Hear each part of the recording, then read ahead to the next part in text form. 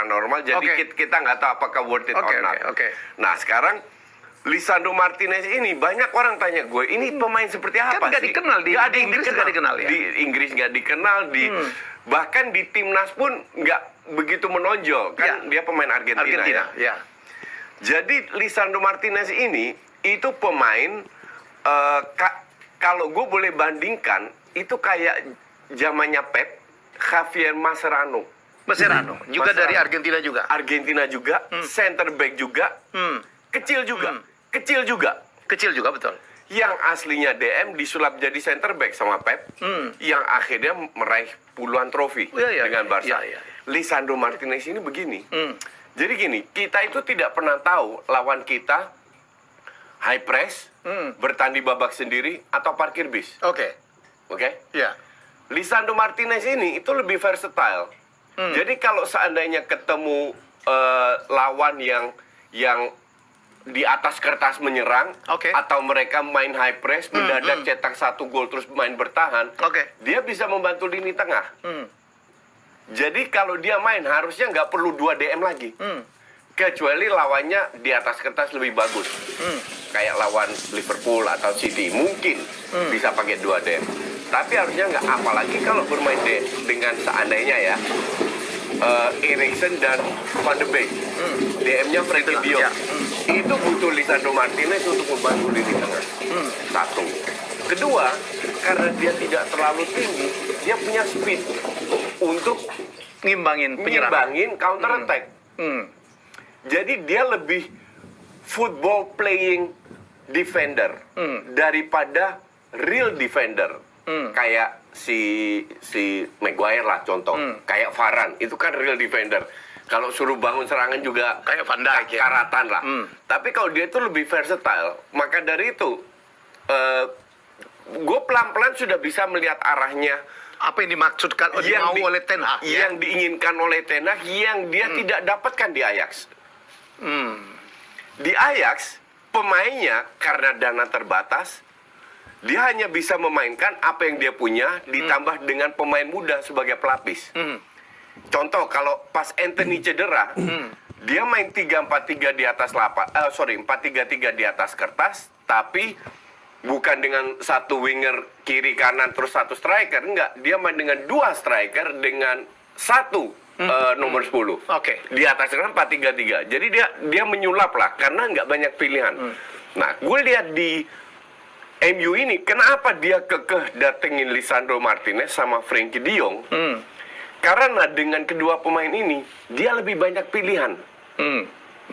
Dia bisa main 4-3-3, dia bisa main dengan... Dan itu yang dimauin oleh Ten Hag. Dan itu diinginkan. Apalagi dia sudah punya Van de Beek. Van de Beek ini kan nggak bisa dijual juga. Karena kalau dijual harganya pasti drop. Belum terbukti.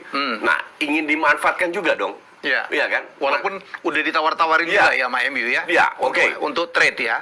Artinya kalau Van de Beek stay, Frenkie de Jong di sana, ini porosnya itu adalah porosnya Ajax kan? Belum Eriksen mantan Ajax juga.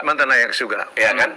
Di depan I don't care lah, mau Ronaldo, mau Rashford, mau Martial. Tapi yang jelas intinya adalah poros tengahnya itu berbau Ajax. Sehingga dia banyak pilihan untuk bisa bermain seperti apa. Gitu. Coach Lisandro Martinez julukan The Butcher from Amsterdam. Jadi ini pemain gila ya, walaupun badannya kecil, keras.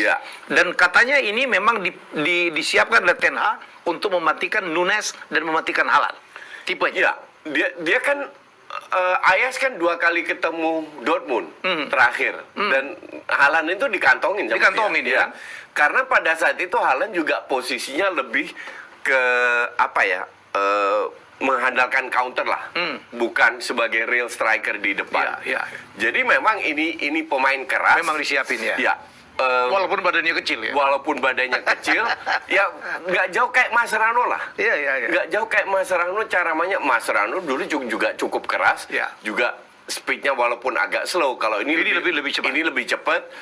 Dan intinya adalah kalau kita melihat Ten Hag sebelum beli dia kan juga lihat defender center back MU itu seperti apa sih?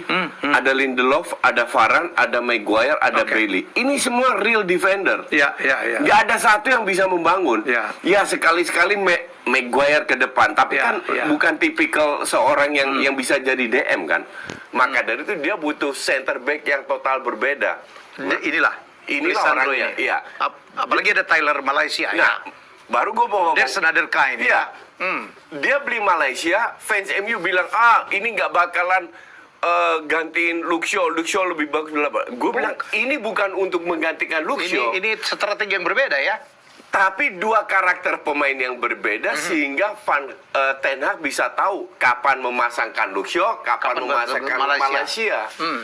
Jadi dia itu sengaja karena MU duitnya lebih banyak daripada Ajax, dia sengaja menerapkan mencari pemain yang dibutuhkan MU sehingga dia punya banyak pilihan untuk cara bermain seperti apa. Jadi menarik nih ya. Apa yang dibangun oleh MU sekarang? Dari beberapa bulan lalu kan gue udah bilang, yang gue takutin itu MU, bukan Liverpool sebagai fans Arsenal bukan Liverpool City karena itu udah kebaca cara mainnya.